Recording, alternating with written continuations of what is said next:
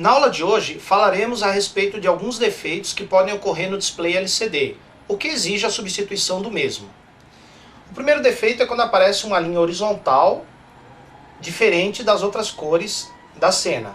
Essa linha pode aparecer mais em cima, mais embaixo ou no meio da tela. Aqui um outro exemplo, só que agora aparece a linha no sentido vertical. E aqui um outro exemplo de display LCD com defeito, uma linha vertical aqui num determinado ponto da tela. Pode acontecer também de aparecerem pixels mortos, que são pontos brancos ou pretos em determinadas regiões da tela. Esse defeito aqui é mais difícil de acontecer quando uma das lâmpadas do display apaga, porque como nós vimos, quando uma das lâmpadas queima, o display não acende, mas se acendesse ficaria desse jeito aqui. Aqui nós temos o exemplo de um televisor LCD com a tela de cristal líquido quebrada. Observe que aparecem linhas no sentido vertical.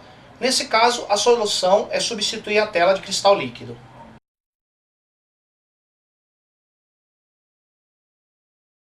Explicarei agora como funciona o display LCD. Vamos prestar bastante atenção. O cristal líquido é uma substância cujas moléculas são organizadas em forma de bastões. Atrás do cristal líquido nós temos um vidro cheio de estrias, no caso aqui são estrias verticais. Esse vidro chama-se filtro polarizador. E na frente do cristal líquido nós temos um outro vidro com estrias no sentido horizontal. Então, o cristal líquido fica no meio, tem as moléculas organizadas em forma de bastão. Atrás dele tem um filtro polarizador, um vidro com estrias. E na frente tem um polarizador com estrias na outra direção.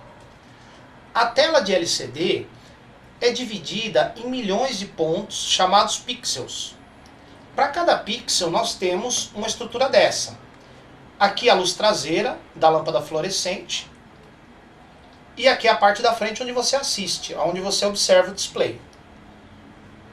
Entre o polarizador traseiro e o bloco de cristal líquido, nós temos um eletrodo para polarizar o cristal líquido.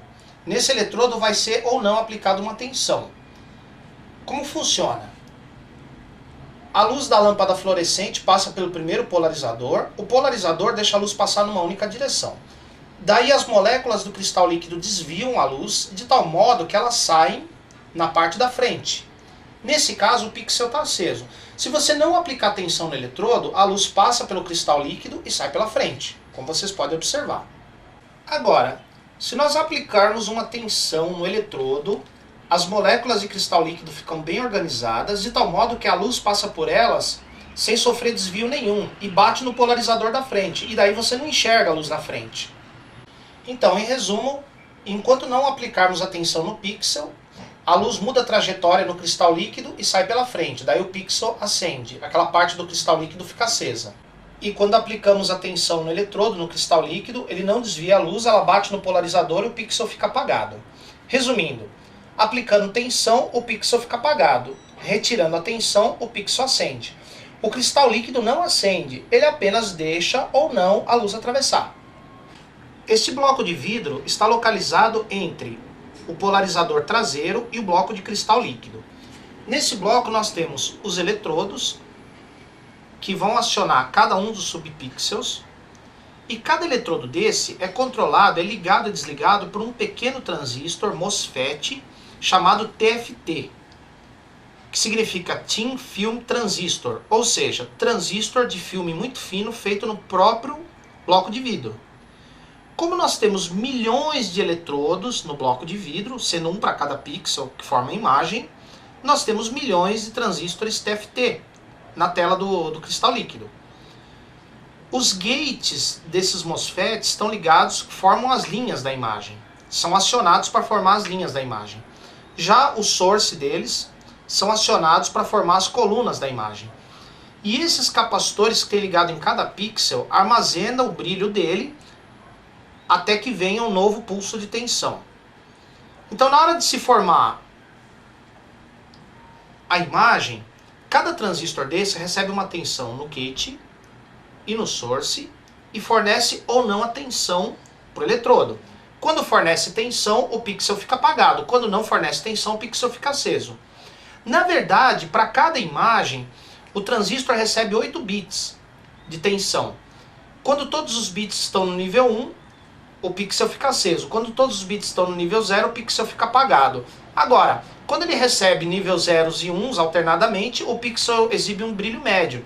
Na verdade, cada pixel desse pode produzir 256 níveis de brilho diferentes. Então aqui nós temos o vidro com os transistores e os eletrodos de acionamento, que estão localizados entre o polarizador traseiro e o cristal líquido. E esse daqui é o filtro de cor que fica entre o cristal líquido e o polarizador da frente. O cristal líquido fica no meio deles, no meio dos dois. Então observe que cada pixel da imagem é formado por 3 cores, um R, um G e um B, correspondente a 3 eletrodos, portanto 3 transistores. Cada transistor é capaz de ligar e desligar o pixel de tal modo que ele pode apresentar até 256 níveis de brilho diferente.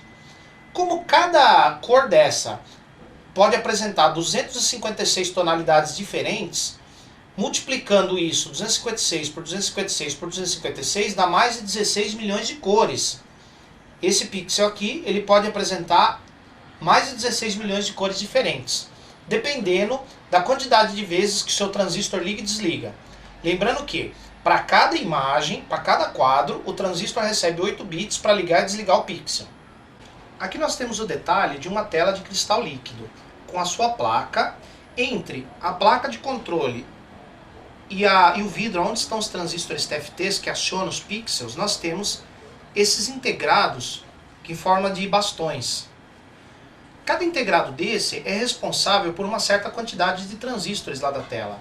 Por exemplo, esses que estão nesse sentido aqui são responsáveis pelo acionamento do source dos MOSFETs, ou seja, pelas colunas da imagem. Já esse daqui é responsável pelo acionamento dos gates, que corresponde às linhas da imagem. E aqui o CI que controla o display. O conector que liga o display à placa do televisor ou do monitor, seja qual for o caso. Agora detalhe, conforme explicado, na tela do cristal líquido nós temos bilhões de transistores. Cada transistor é responsável por um subpixel. Se queimar um transistor daquele, o pixel pode ficar permanentemente aceso ou permanentemente apagado. E aí aparece um ponto branco num local da tela, e fica ali o tempo todo, ou um ponto preto, que fica ali o tempo todo. Nesse caso, não há como substituir o transistor queimado, porque ele é montado no próprio vidro. A solução é substituir o display todo. E finalmente, aqui nós temos a estrutura completa de um display LCD, de uma tela LCD.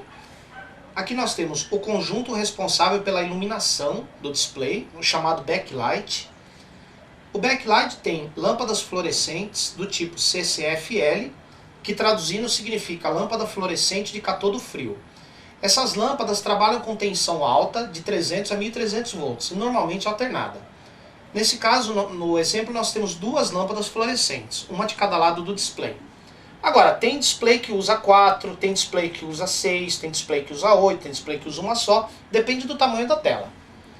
Aqui nós temos a fonte inverter, que fornece alta tensão alternada para as lâmpadas.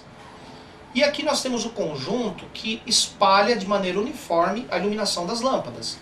Esse conjunto tem um difusor de luz e algumas camadas para cima. Aqui então é produzida a iluminação do display. O display LCD é formado por um sanduíche de placas. A primeira placa aqui de baixo é aquela placa cheia de estrias, chamado polarizador. Da mesma forma que a placa que fica em cima. Então a placa de baixo e a placa de cima são os polarizadores.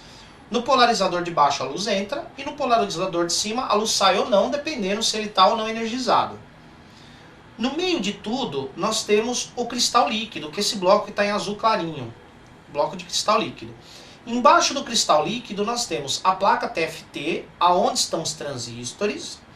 E em cima do cristal líquido nós temos os filtros de cor, aonde estão as cores dos pixels e subpixels.